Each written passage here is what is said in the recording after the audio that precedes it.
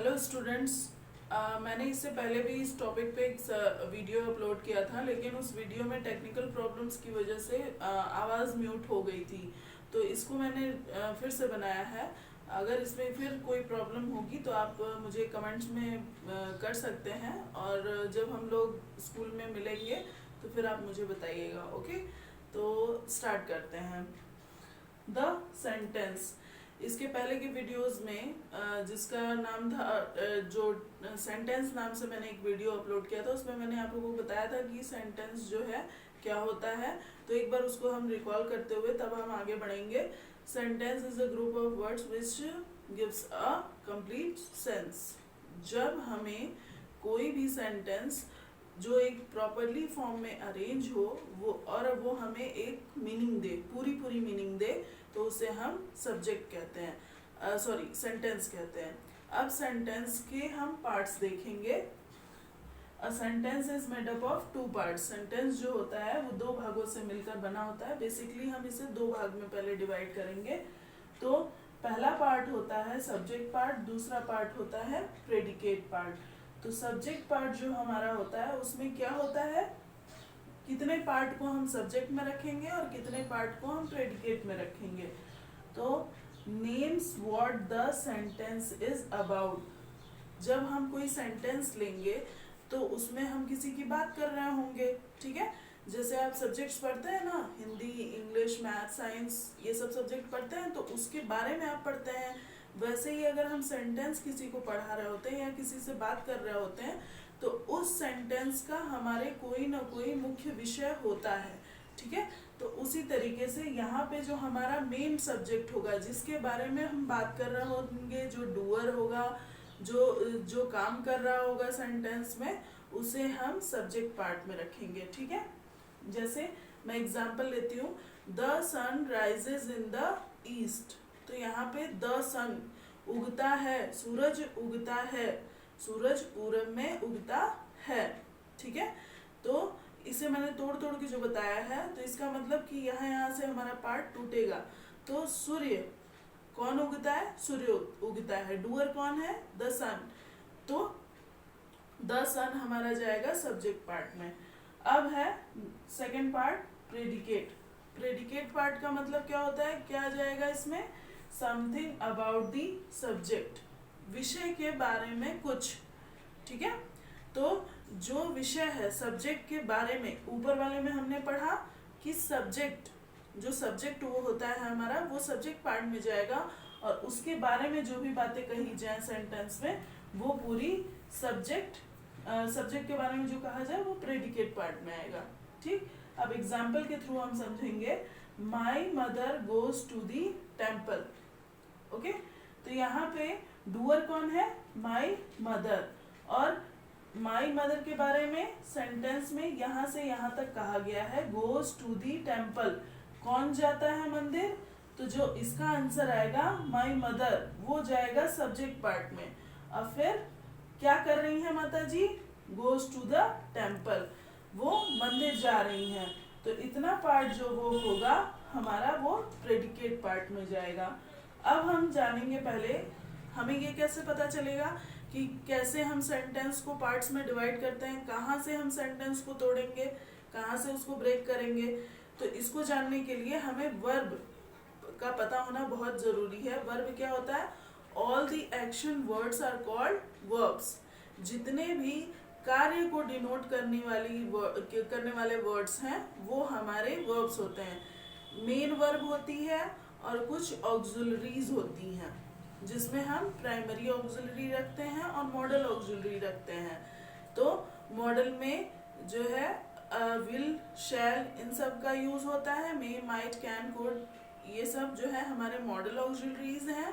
Primary auxiliaries में be की forms आती हैं, जैसे is, am, are, do, does, ये सब। ओके, तो अब हेल्पिंग वर्ब, प्राइमरी ऑक्सिलरीज को हम जो मॉडल और ऑक्सिलरीज होती हैं उन्हें हम हेल्पिंग वर्ब भी कहते हैं। तो हेल्पिंग वर्ब्स जहाँ से, या तो हेल्पिंग वर्ब्स या तो फिर मेन वर्ब, हमें जहाँ भी सेंटेंस में मिल जाएगी वहाँ से हमारा सब्जेक्ट पार्ट फिनिश हो जाएगा और वर्ब से ही हमारी प्रेडिकेट पार्ट शुरू हो जाएगी। अब यहाँ पे देखेंगे कि गोज है, तो गोज हमारा मेन वर्ब है, मुख्य काम है। तो अब प्रेडिकेट पार्ट यहाँ से गोज से शुरू हो गया हमारा।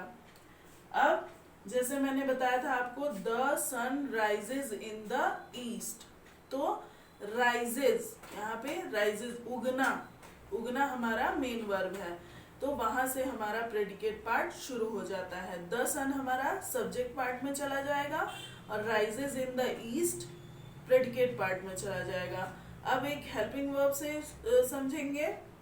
आई will go to the market, I will go to the market, तो यहाँ पे मॉडल ऑक्सिलरी विल का यूज हुआ है, तो विल से हमारा जितना भी पार्ट है वो पूरा चला जाएगा प्रेडिकेट पार्ट में और आई आ जाएगा सब्जेक्ट पार्ट में। अब हम आगे पढ़ेंगे पार्ट्स ऑफ सब्जेक्ट। सब्जेक्ट के भी पार्ट्स होते हैं, तो प्रेडिकेट पार्ट के बारे में हम नेक्स्ट वीडियो में पढ़ेंगे।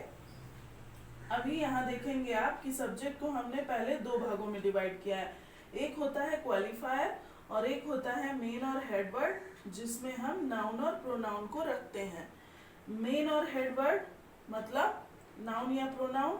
Noun, the name of all the naming words are called noun. जितने भी नाम वाले शब्द हैं उन सभी को हम नाउन कहते हैं, ठीक है। अब इसके बाद pronoun, the words which is used at the place of noun is called pronoun.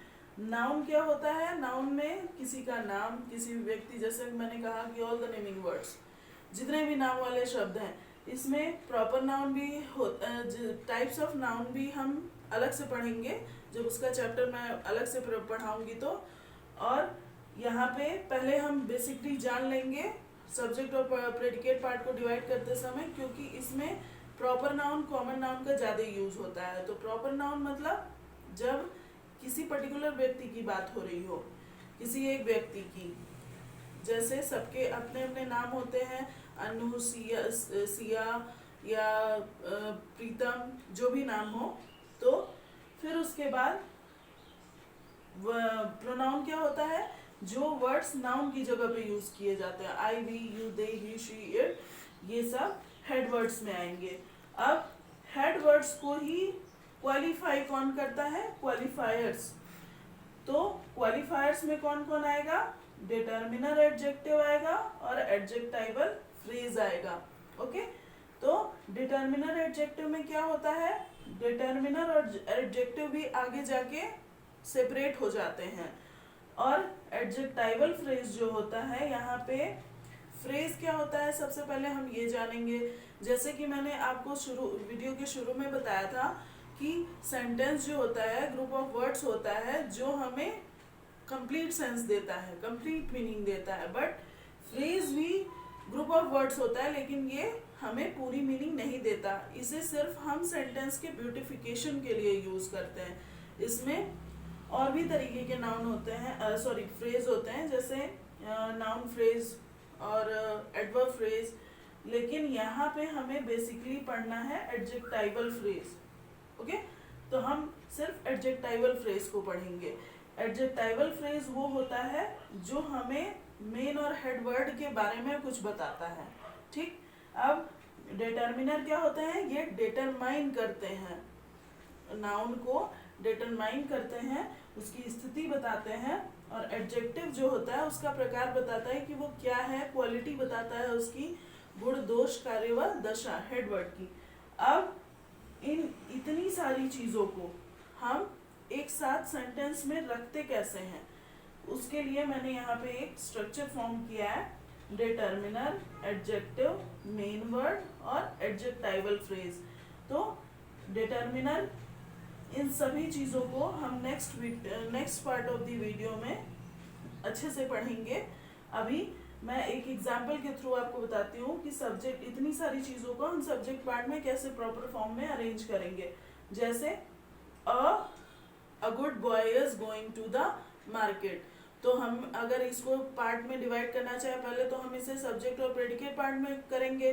तो a good boy is going to the market, तो इज यहाँ पे हमारा बी की फॉर्म है जो कि एक हेल्पिंग वर्ब है।